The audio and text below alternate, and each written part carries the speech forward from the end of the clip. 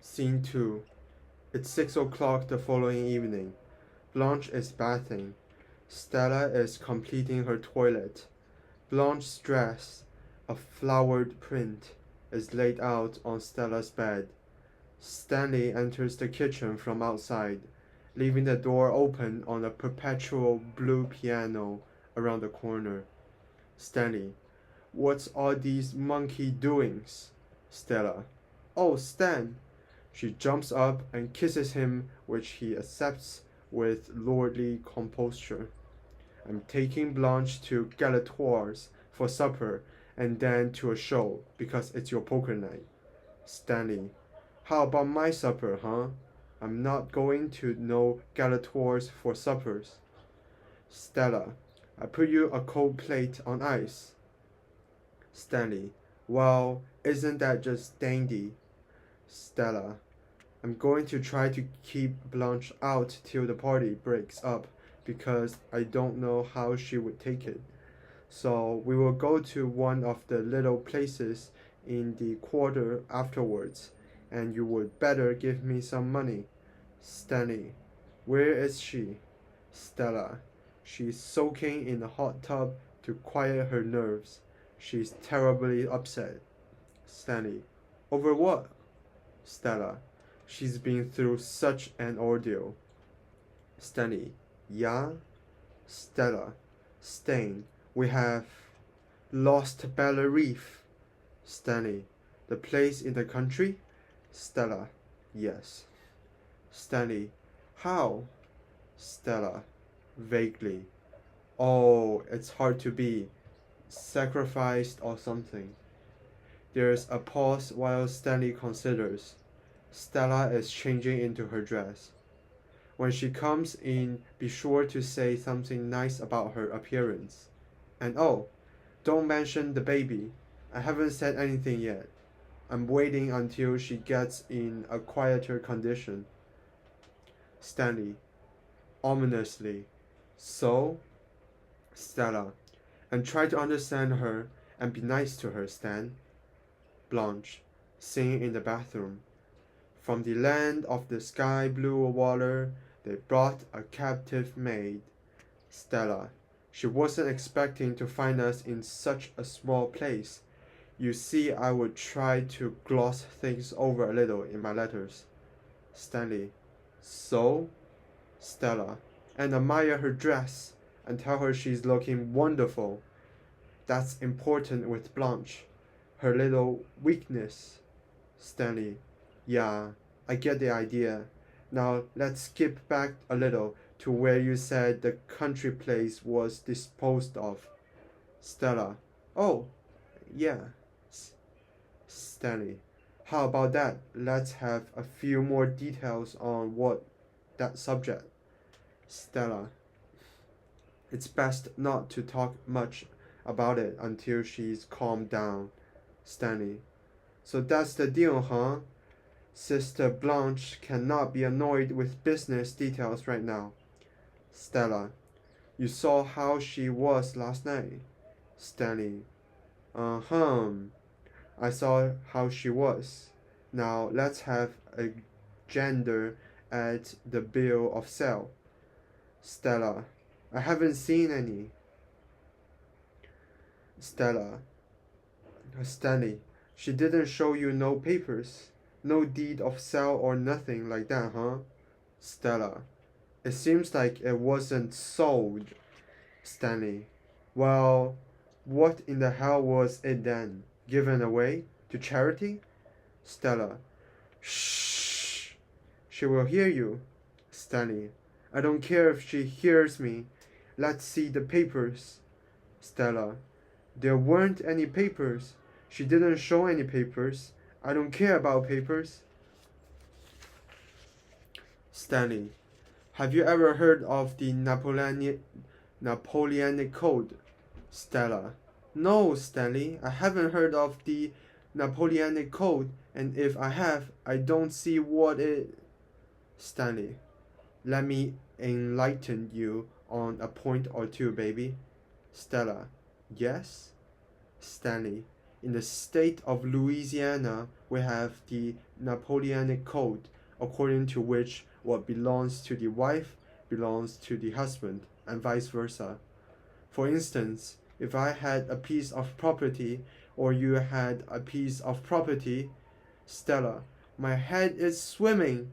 Stanley, all right, I will wait till she gets through soaking in the hot tub, and I will inquire if she is acquainted with the Napoleonic Code. It looks to me like you have been swindled, baby. And when you are swindled under the Napoleonic Code, I'm swindled too.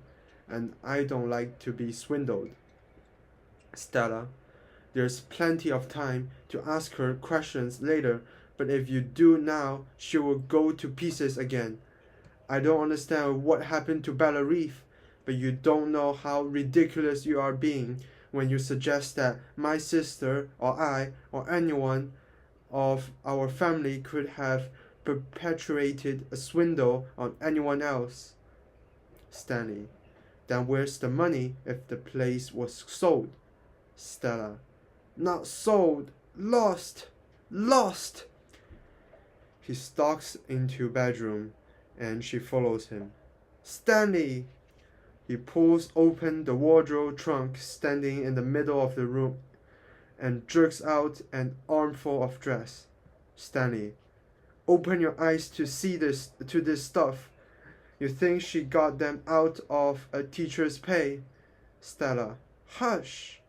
Stanley, look at these feathers and furs that she come here to print herself in. What's this here? A solid gold dress, I believe.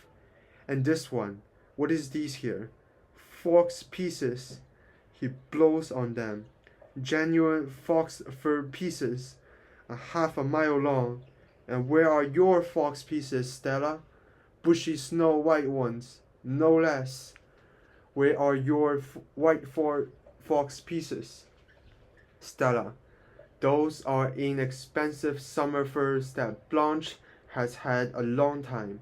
Stanley, I got an acquaintance who deals in this sort of merchandise. I will have him in here to appraise it. I'm willing to bet you there's thousands of dollars invested in these stuff here. In this stuff here. Stella, don't be such an idiot, Stanley. He hurls the furs to the daybed.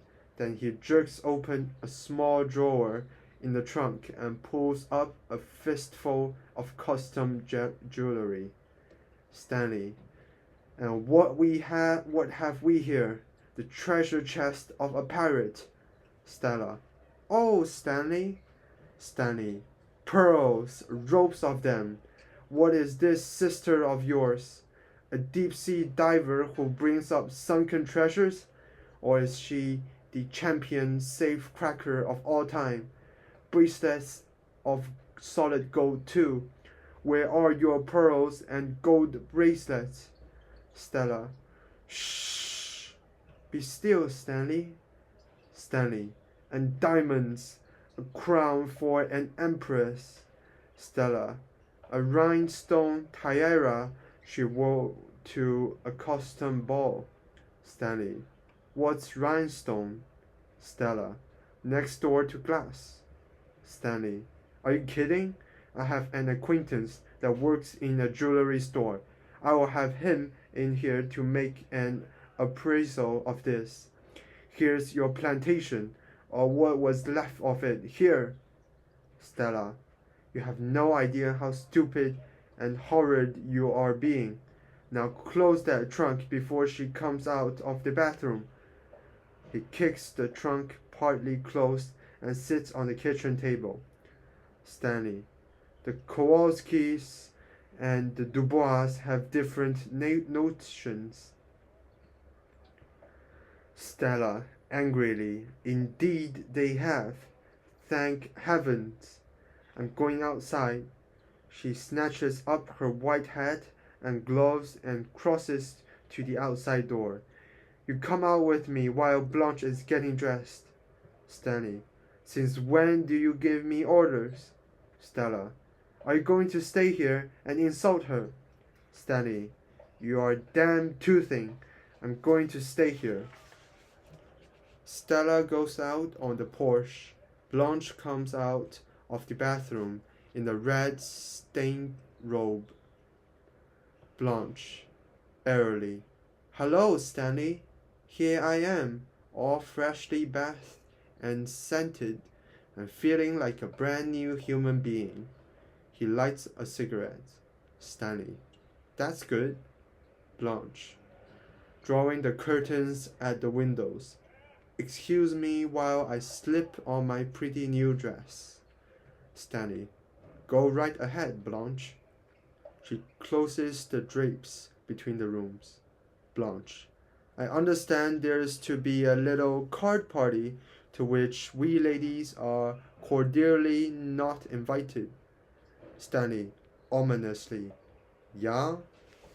Blanche throws off her robe and slips into a flowered print dress. Blanche. Where's Stella? Stanley.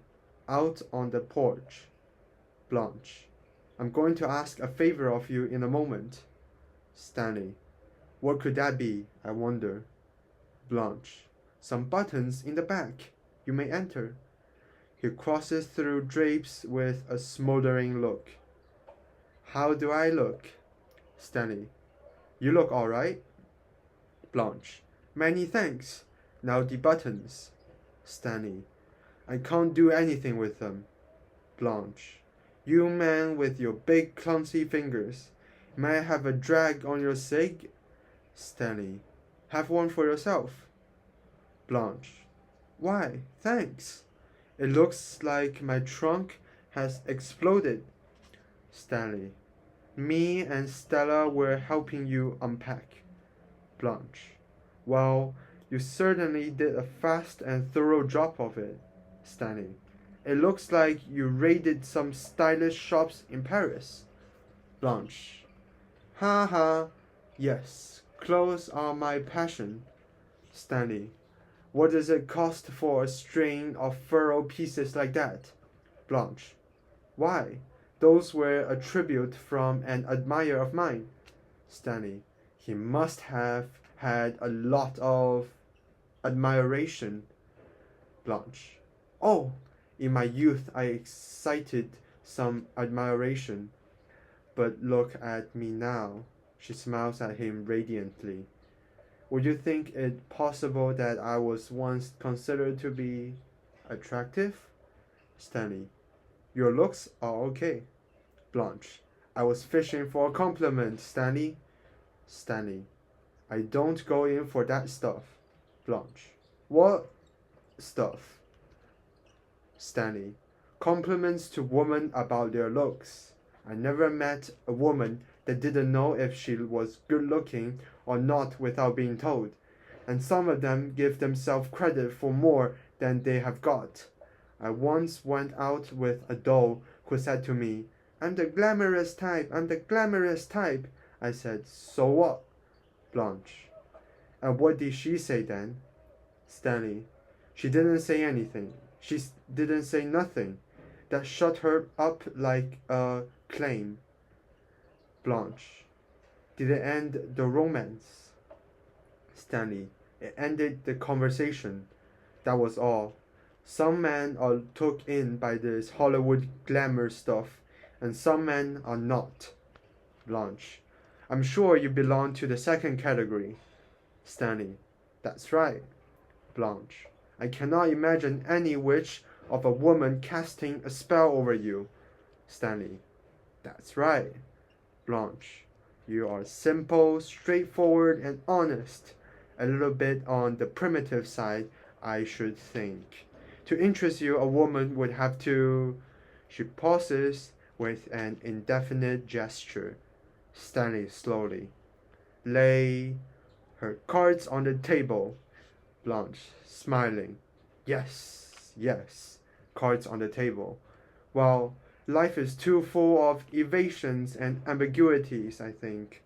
I like an artist who paints in strong, bold colors, primary colors. I don't like pinks and creams, and I never cared for wish-washy people.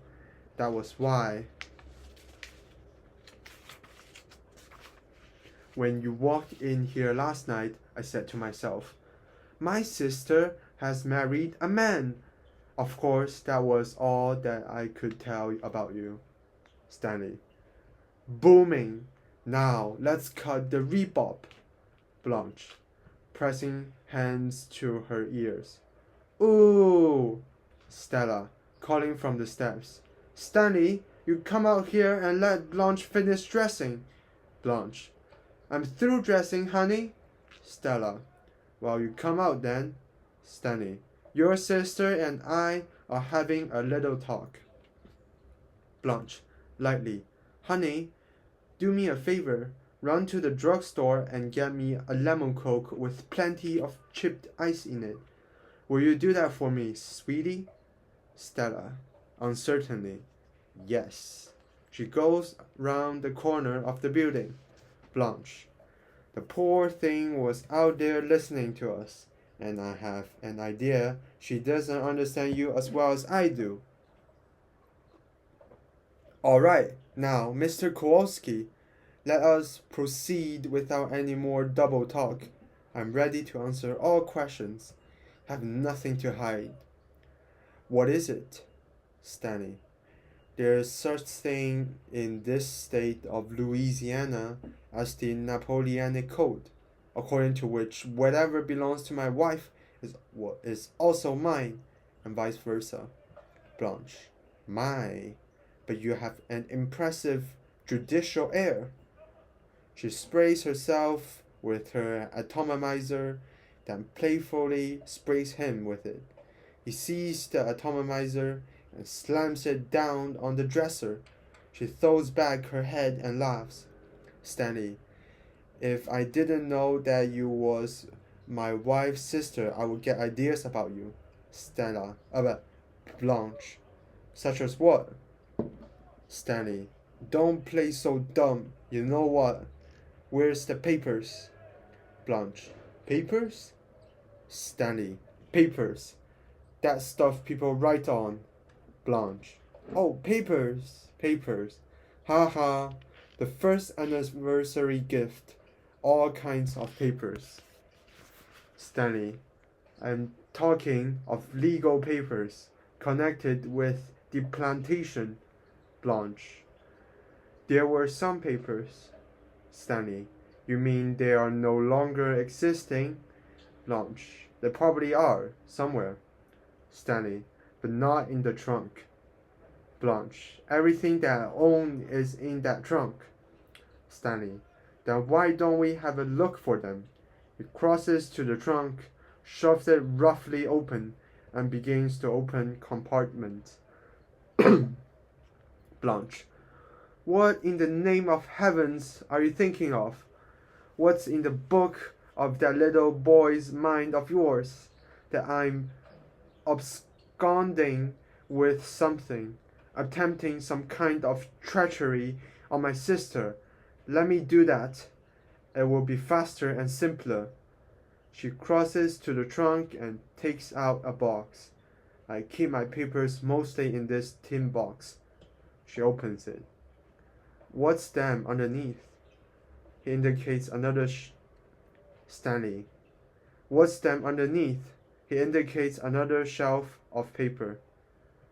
Blanche.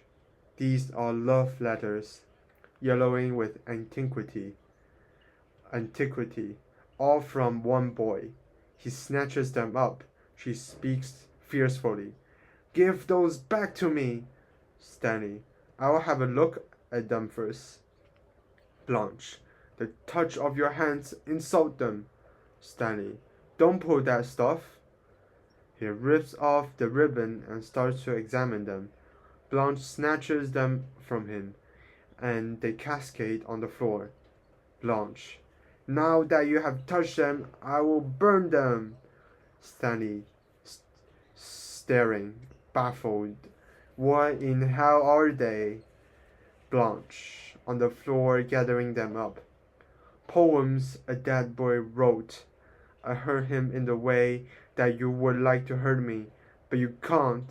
I'm not young and vulnerable anymore, but my young husband was, and I. Never mind about that. Just give them back to me. Stanley.